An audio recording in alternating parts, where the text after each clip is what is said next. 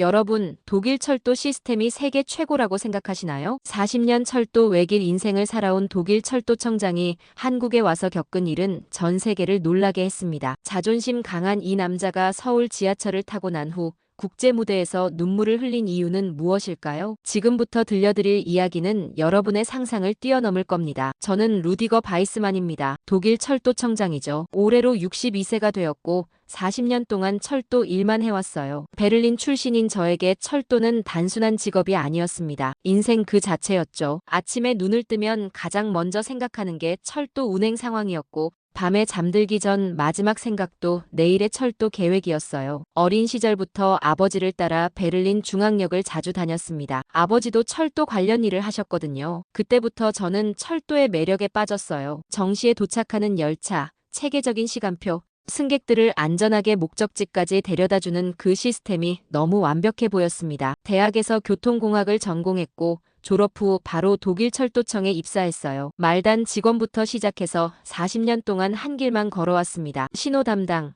운행 관리, 안전 점검, 노선 계획까지 철도와 관련된 모든 분야를 경험했죠. 그리고 마침내 철도청장까지 올라왔어요. 독일 철도는 유럽의 자랑이라고 생각해왔습니다. 우리의 IC 고속철도는 시속 300km로 달리죠. 정확하고 체계적인 우리 시스템을 누가 따라올 수 있겠습니까? 스위스 사람들도 우리 기술을 인정하고 프랑스 TGV와도 당당히 경쟁하고 있어요. 저는 늘 가슴을 펴고 다녔습니다. 국제철도 회의에 참석할 때마다 각국 대표들이 독일 시스템에 대해 질문했어요. 어떻게 그렇게 정확한 시간표를 유지하시나요?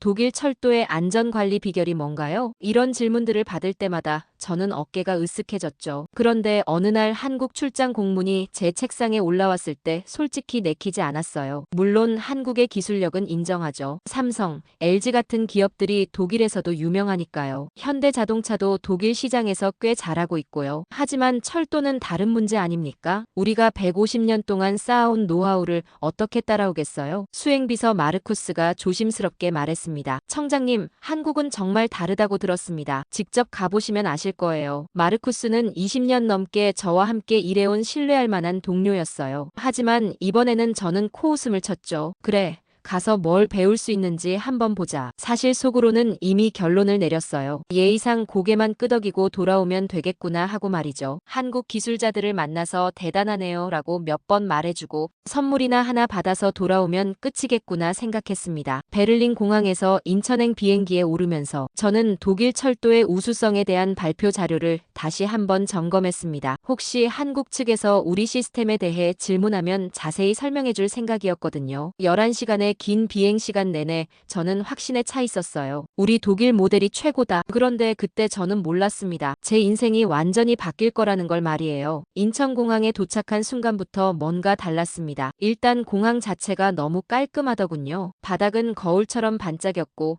천장도 높고 개방적이었어요. 독일 공항들도 나쁘지 않지만 이렇게 미래적인 느낌은 아니었죠. 하지만 진짜 놀라운 건 공항철도 탑승구까지 가는 길이었어요. 안내 표지판들이 너무 직관적이더군요. 독일어, 영어, 중국어, 일본어까지 4개 언어로 친절하게 안내되어 있었죠. 그리고 전광판들이 곳곳에 설치되어 있으면서 실시간으로 정보를 알려주더군요. 서울역까지 43분, 다음 열차 2분 후 도착, 좌석 여유 있음. 차내 온도 22도 이런 식으로 정말 자세한 정보를 제공했어요. 독일 공항에서는 이런 세세한 정보를 실시간으로 제공하지 않아요. 그냥 15분 간격 운행 정도만 써붙여 놓죠. 마르쿠스가 시계를 보더니 말했어요. 정말 2분 후에 올까요? 저도 궁금했습니다. 그런데 정말로 2분 후에 열차가 도착했어요. 시간이 정확했습니다. 아니, 정확하다는 표현도 부족해요. 초 단위까지 맞았거든요. 열차에 탔을 때 첫 번째 큰 놀라움이 찾아왔습니다. 일단 내부가 정말 깨끗했어요. 좌석도 푹신하고 바닥도 반짝반짝하더군요. 그리고 무엇보다 조용했습니다. 시속 110km로 달리는데 흔들림이 거의 없어요. 독일 ICE보다 조용했습니다. 창 밖으로 보이는 한국의 풍경은 생각보다 현대적이었어요. 고층 빌딩들이 줄지어 서 있고 도로 위로는 자동차들이 질서정연하게 달리고 있었죠. 그리고 중간중간 보이는 다른 철도 노선들의 모습도 인상적이었어요. 고가로 지나가는 지하철들이 마치 미래 도시 같은 느낌을 줬습니다. 열차 안에는 승객들이 꽤 많이 타고 있었는데 모두들 조용했어요. 휴대폰을 보거나 책을 읽거나 아니면 그냥 조용히 앉아 있었죠. 독일에서는 가끔 시끄러운 승객들 때문에 불편할 때가 있는데 여기서는 그런 일이 전혀 없더군요. 가장 놀라운 건 도착 시간이었어요. 43분이라고 했는데 정말 정확히 43분 만에 서울역에 도착했습니다. 1분의 오차도 없었어요. 저는 시계를 다시 한번 확인했습니다. 이상하네. 우리는 항상 2, 3분 정도 오차가 있는데. 독일에서는 약간의 지연이라는 말을 자주 들어요. 하지만 여기서는 그런 일이 없었습니다. 서울역에 도착해서 안내방송을 들었을 때도 놀랐어요. 한국어, 영어, 중국어, 일본어로 차례차례 안내가 나왔는데 각각의 발음이 모두 완벽했거든요. 독일에서는 영어 안내방송도 가끔 어색할 때가 있는데 말이죠. 서울역에서 1호선으로 환승하려고 내려가는데 더 큰 충격이 기다리고 있었어요. 로봇 하나가 저에게 다가왔습니다. 키는 제 가슴 정도 되고 둥근 머리에 스크린이 달려있더군요. 그리고 말을 걸어왔어요. 4호선을 찾고 계신가요? 저를 따라오세요. 완벽한 독일어였어요. 마르쿠스가 제 팔을 툭 쳤습니다. 청장님, 로봇이 역무원 역할을 하고 있습니다. 저는 입을 다물 수가 없었어요. 우리 베를린 중앙역에서는 아직도 사람이 일일이 안내를 해주는데 말이죠. 그것도 가끔 불친절할 때가 있고 바쁘면 대충 손짓으로만 가리켜주기도 하거든요. 1호선 플랫폼으로 내려가면서 또 다른 경험을 했습니다. 일단 에스컬레이터의 배치가 정말 합리적이더군요. 사람들의 동선이 마치 물이 흐르듯이 자연스러워요. 에스컬레이터 배치, 통로 설계, 심지어 바닥에 그어진 노란 선까지 모든 것이 사람들의 움직임을 예측해서 만들어진 것 같았습니다. 독일 지하철역에서는 종종 병목 현상이 생겨요. 특히 퇴근 시간에는 사람들이 한 곳에 몰려서 꽤 답답할 때가 있거든요. 하지만 여기서는 사람이 많아도 흐름이 끊기지 않더군요. 특히 놀라운 건 에스컬레이터였어요. 오르는 쪽과 내려가는 쪽이 완벽하게 균형을 이루고 있더군요. 사람들이 막히지 않고 자연스럽게 흘러가요. 그리고 에스컬레이터 속도도 적당했습니다. 너무 빠르지도 않고 너무 느리지도 않았어요. 계단에는 손잡이가 양쪽에 모두 설치되어 있었고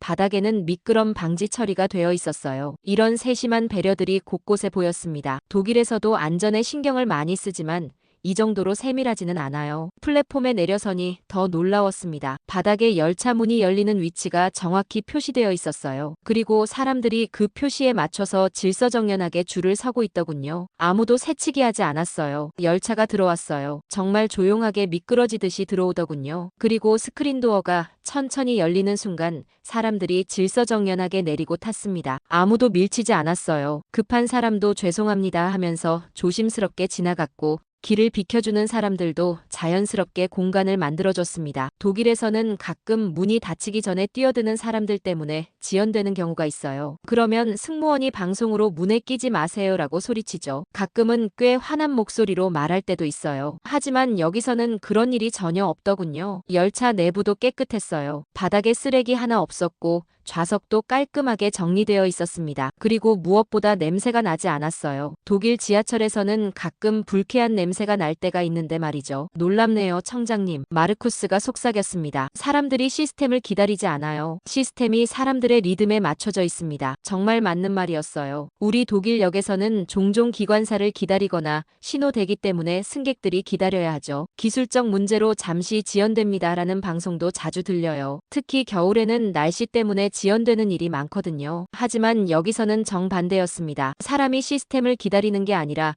시스템이 사람의 속도에 맞춰져 있었어요. 문이 열리고 닫히는 시간, 정차 시간, 출발 간격까지 모든 것이 사람들의 움직임에 최적화되어 있는 것 같았습니다. 지하철이 출발했을 때 저는 깨달았습니다. 서울에서는 정말로 지하철이 사람보다 똑똑하다는 말이 맞는 것 같다고. 모든 것이 예측 가능한 패턴으로 작동하고 있었거든요. 그리고 그 패턴이 사람들의 편의를 최우선으로 설계되어 있었어요. 이런 철학은 독일에서는 경험해보지 못했던 것이었습니다. 시간이 지나면서 점점 퇴근 시간이 되었습니다. 열차 안이 점점 붐비기 시작했어요. 하지만 정말 이상했어요. 사람이 많아도 전혀 시끄럽지 않더군요. 모두들 조용히 자기 할 일을 하고 있었어요. 책을 읽거나 휴대폰을 보거나 아니면 그냥 가만히 앉아서 창밖을 보고 있었죠. 독일에서는 퇴근 시간이 되면 꽤 소란스러워져요. 사람들이 큰 소리로 전화 통화를 하거나 친구들끼리 큰 소리로 떠들기도 하고요. 하지만 여기서는 모든 사람이 조용한 목소리로 대화하거나 아예 말을 하지 않았어요. 노약자석을 보니 더 신기했습니다. 열차가 거의 10,000원에 가까워졌는데도 그 자리들은 대부분 비어 있었어요. 젊은 사람들이 서 있으면서도 그 자리에는 앉지 않더군요. 독일에서도 노약자석이 있지만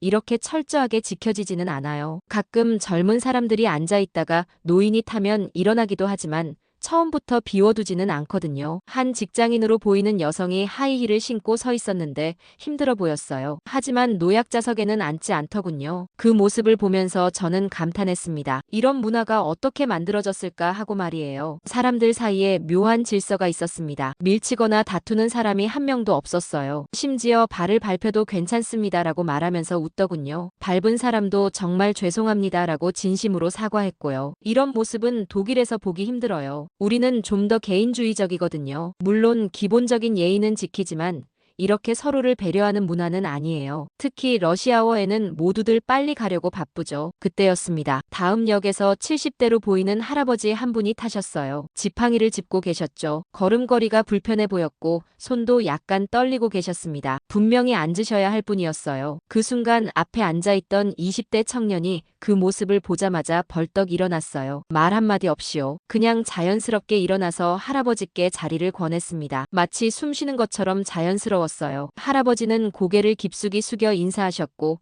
청년은 미소를 지으며 손짓했어요. 앉으세요, 할아버지. 그 짧은 대화에서 서로에 대한 존중이 느껴졌습니다. 그 순간 저는 가슴이 뭔가 뜨거워지는 걸 느꼈어요. 청년은 할아버지가 편안히 앉으실 때까지 옆에서 기다렸어요. 혹시 넘어지실까봐 걱정하는 마음이 보였죠. 할아버지가 앉으시고 나서야 청년은 다른 곳으로 이동했습니다. 마르쿠스, 봤나? 제 목소리가 떨렸어요. 기술보다 문화가 앞서 있어. 베를린에서도 물론 양보하는 사람들이 있죠. 하지만 이렇게 자연스럽고 당연하게 받아들여지는 건 처음 봤습니다. 아무도 특별하게 생각하지 않더군요. 그냥 일상이었어요. 다른 승객들도 그 모습을 보면서 미소를 지었어요. 누군가는 고개를 끄덕이기도 했고요. 마치 저 청년 잘했다는 마음을 표현하는 것 같았습니다. 하지만 아무도 큰 소리로 칭찬하거나 하지는 않았어요. 조용히 마음으로 인정하는 분위기였죠. 저는 그 순간 깨달았습니다. 아무리 좋은 시스템이 있어도 그걸 사용하는 사람들의 마음가짐이 이렇지 않으면 의미가 없다는 것을요. 기술은 모방할 수 있지만 문화는 하루아침에 만들어지지 않습니다. 이런 배려 문화가 얼마나 소중한 것인지 실감했어요. 열차가 지하 깊숙이 달리는 동안 마르쿠스가 휴대폰을 보더니 놀라워했습니다. 청장님, 지하에서도 인터넷이 완벽하게 됩니다. 저도 제 폰을 확인해 봤어요. 정말이었습니다. 신호가 5G로 꽉 차 있더군요. 독일에서는 아직도 유료 와이파이조차 제대로 안 되는 구간이 많아요. 특히 지하 구간에서는 전화도 잘 안 터지는 경우가 많거든요. 하지만 여기서는 지하철이 달리는 동안에도 인터넷을 자유롭게 사용할 수 있었어요. 지하철 안 곳곳에 USB 충전 포트가 있었어요. 좌석 옆에도 있고 손잡이 기둥에도 있더군요. 사람들이 자연스럽게 휴대폰을 충전하고 있었어요. 이런 세심한 배려까지. 저는 감탄했습니다. 우리 독일 지하철에는 이런 시설이 거의 없어요. 한 학생이 태블릿으로 온라인 강의를 듣고 있었어요. 지하에서 실시간 스트리밍이 가능하다는 뜻이죠. 또 다른 승객은 영상통화를 하고 있었는데 화질이 선명했어요. 물론 조용한 목소리로 대화하고 있었지만요. 전광판을 보니 더 놀라운 정보들이 실시간으로 나오고 있었어요. 다음역 종로 3가 도착까지 2분 30초 4호선 환승 가능. 출구 3번으로 나가시면 인사동입니다. 이런 식으로 정확한 정보가 계속 업데이트 되더군요. 독일에서는 다음 역은 알렉산더 플라츠입니다. 정도만 안내해요. 하지만 여기서는 도착 시간, 환승 정보, 심지어 출구별 주요 목적지까지 안내해 주더군요. 관광객에게는 정말 유용한 정보들이었어요. 한 외국인 관광객이 길을 헤매고 있었어요. 지도를 들고 어디로 가야 할지 몰라 하더군요. 그러자 지나가던 한국 사람이 영어로 친절하게 설명해 주었습니다. Excuse me, you can go to 인사동 by number 3 exit. 발음은 좀 어색했지만 마음이 느껴졌어요. 그 모습을 보면서 저는 또 한 번 감동받았습니다. 언어가 다른데도 도와주려는 마음이 보였거든요. 독일에서도 친절한 사람들이 많지만 이렇게 적극적으로 도움을 주는 경우는 흔하지 않아요. 강남역에 도착했을 때는 정말 입이 떡 벌어졌습니다. 역이 거대했어요. 하나의 작은 도시 같더군요. 지하상가, 카페, 서점, 심지어 병원까지 있었어요. 그런데 더 놀라운 건 사람들이 길을 잃지 않는다는 거였어요. 안내 시스템이 정말 잘 되어 있었거든요. 곳곳에 디지털 안내판이 있었고 바닥에는 색깔별로 동선이 표시되어 있었어요. 1호선은 파란색, 2호선은 초록색 이런 식으로 말이죠. 그런데 더 놀라운 건 외국인을 위한 AI 음성 번역 안내기였어요. 한 일본인 관광객이 일본어로 신촌역에 어떻게 가나요? 라고 질문하니까 완벽한 한국어로 번역되어서 스피커로 나오더군요. 그리고 한국어 답변이 다시 일본어로 번역되어 나왔어요. 마르쿠스가 독일어로 테스트해봤어요. 베를린 대사관은 어디에 있나요? 그러자 즉시 독일어로 답변이 나왔습니다. 명동역에서 하차하신 후 도보 5분 거리에 있습니다. 정말 놀라운 기술이었어요. 우리는 아직도 종이 노선도 붙이고 있는데 저는 혼잣말을 했습니다. 마르쿠스가 고개를 끄덕였어요. 독일로 돌아가서 뭐라고 보고해야 할지 모르겠습니다. 저도 마찬가지였어요. 지금까지 제가 자랑스러워했던 독일 철도 시스템이 갑자기 초라해 보였습니다. 기술적인 면에서 우리가 얼마나 뒤처져 있는지 절실히 느꼈거든요. 강남역 한 구석에는 휴게 공간도 마련되어 있었어요. 무료로 쉴 수 있는 의자들과 테이블, 심지어 무료 커피 머신까지 있더군요. 승객들이 지하철을 기다리면서 편안하게 쉴 수 있도록 배려한 거죠. 화장실도 정말 깨끗했어요. 독일 지하철 화장실은 솔직히 말하기 어려울 정도로 더러운 곳이 많거든요. 하지만 여기 화장실은 호텔 수준이었어요. 자동으로 열리는 문, 센서식 수도꼭지, 깔끔한 내부까지 모든 것이 완벽했습니다. 다시 서울역에 도착했을 때 저는 잠시 플랫폼을 벗어나 대합실 벤치에 앉았습니다. 마음이 너무 복잡했어요. 40년 동안 제가 믿어왔던 것들이 하루 만에 흔들리고 있었거든요. 제가 그토록 자랑스러워했던 독일 철도 시스템이 한순간에 낡은 것처럼 느껴졌어요. 주변을 둘러보니 서울역 내부도 놀라웠습니다. 하나의 복합문화 공간 같더군요. 서점도 있고 카페도 있고 심지어 작은 갤러리까지 있었어요. 사람들이 기차를 기다리면서 책을 읽거나 커피를 마시고 있었죠. 독일 역들은 대부분 그냥 기차만 타고 내리는 곳이에요. 물론 큰 역에는 상점들이 있지만 이렇게 문화적인 공간은 거의 없어요. 여기서는 역이 단순한 교통시설이 아니라 사람들이 머물고 싶어하는 공간이 되어 있었습니다. 한 아이가 어머니 손을 잡고 갤러리를 구경하고 있었어요. 엄마, 이 그림 예뻐요. 어머니가 미소를 지으며 설명해 주더군요. 응.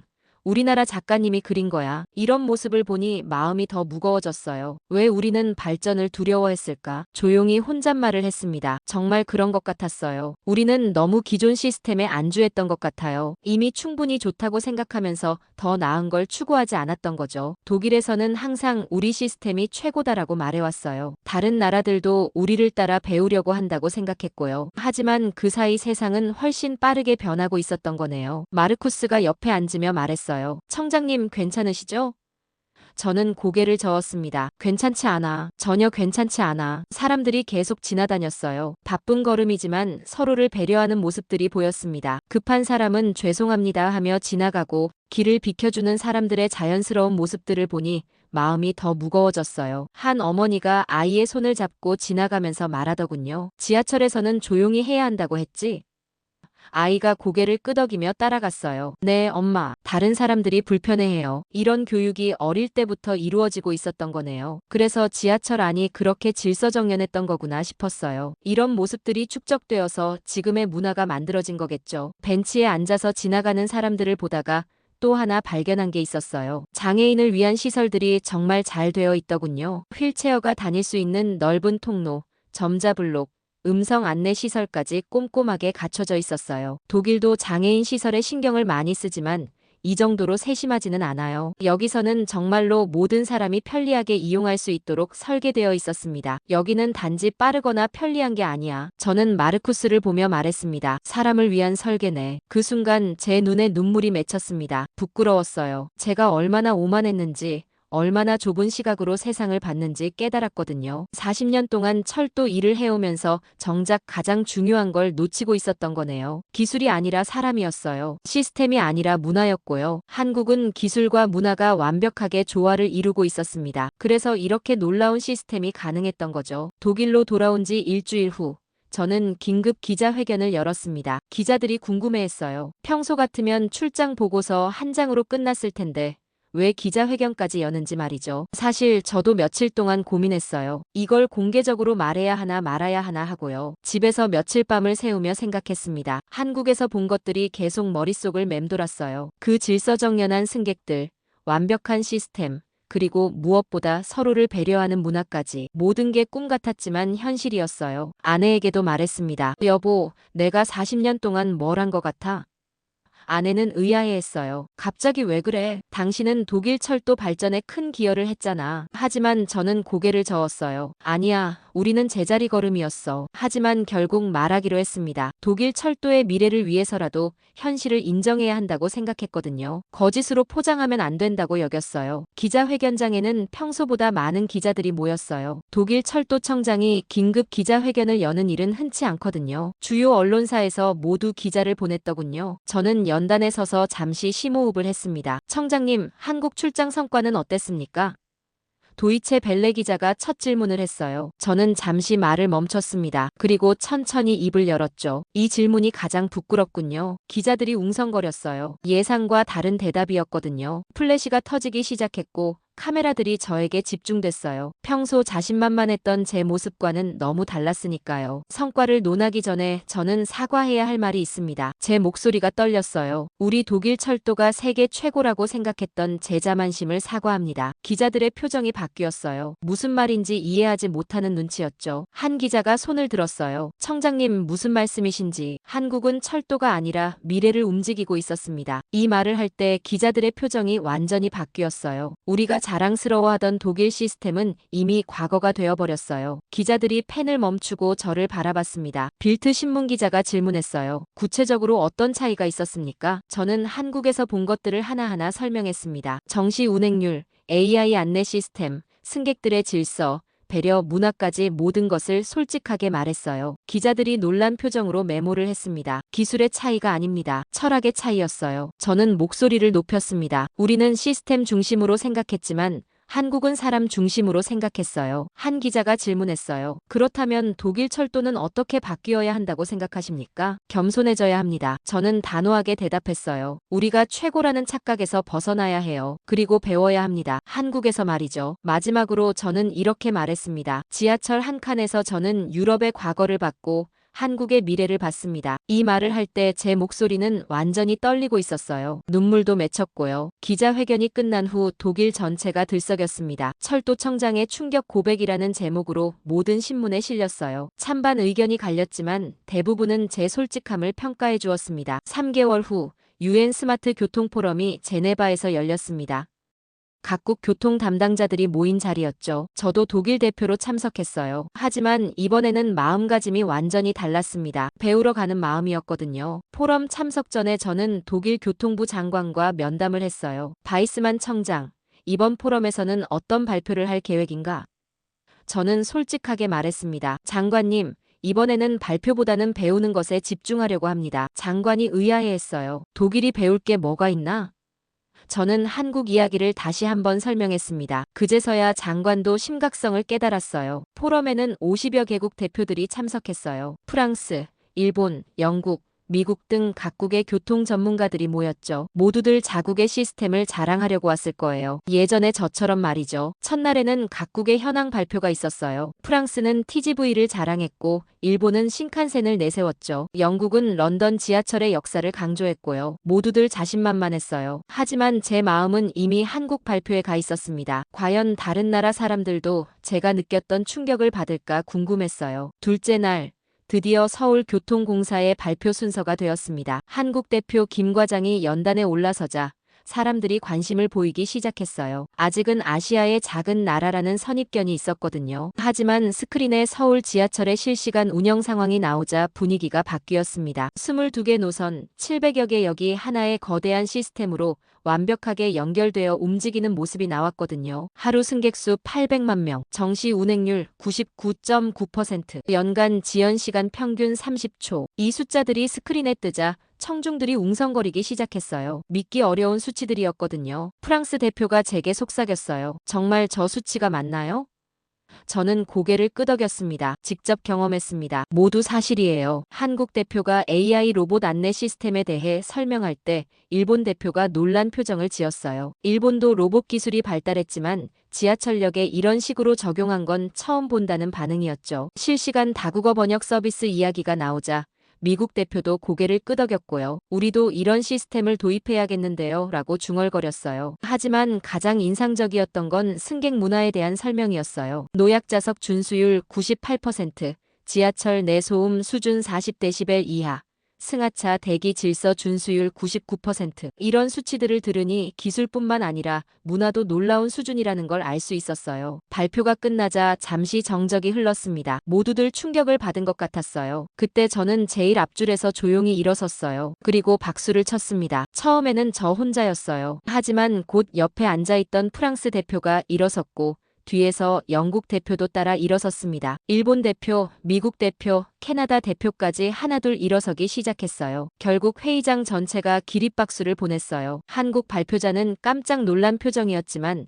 저는 당연하다고 생각했습니다. 이런 시스템을 만든 한국이 존경받아 마땅하다고 여겼거든요. 박수가 끝난 후 마이크를 건네받았어요. 한국은 도시가 아니라 미래 그 자체입니다. 제가 한 말이었어요. 우리 모두는 한국에서 배워야 합니다. 그날 밤 각국 대표들이 저에게 와서 물었습니다. 정말 그렇게 놀라운가요?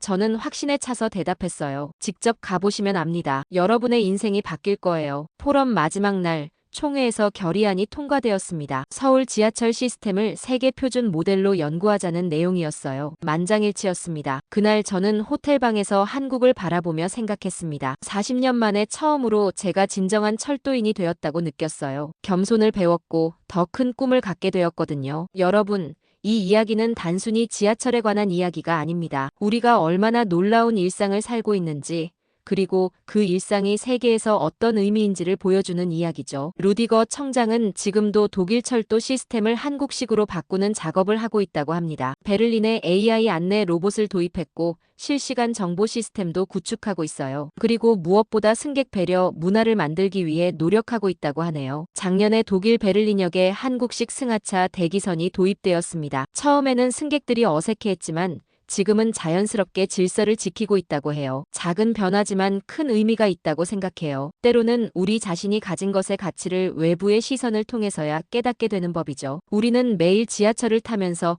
이런 놀라운 시스템을 당연하게 여기고 있어요. 하지만 세계에서는 이미 한국의 교통 시스템을 미래의 모델로 보고 있습니다. 지금 이 순간에도 전 세계 어딘가에서는 한국의 지하철 시스템을 배우기 위해 연구하고 있을 거예요. 우리가 자랑스러워해야 할 이유가 충분하죠. 오늘 이야기가 마음에 드셨다면 구독과 좋아요, 그리고 알림 설정까지 부탁드립니다. 우리가 미처 몰랐던 대한민국의 자랑스러운 이야기들을 계속해서 들려드리겠습니다. 다음에는 또 어떤 놀라운 이야기로 찾아뵐까요? 여러분의 일상 속에 숨어있는 자랑스러운 대한민국을 발견해보세요. 댓글로 여러분이 경험한 한국의 자랑스러운 순간들도 공유해주세요. 그 작은 일상들이 모여서 세계가 놀라는 대한민국을 만들어가고 있으니까요. 감사합니다.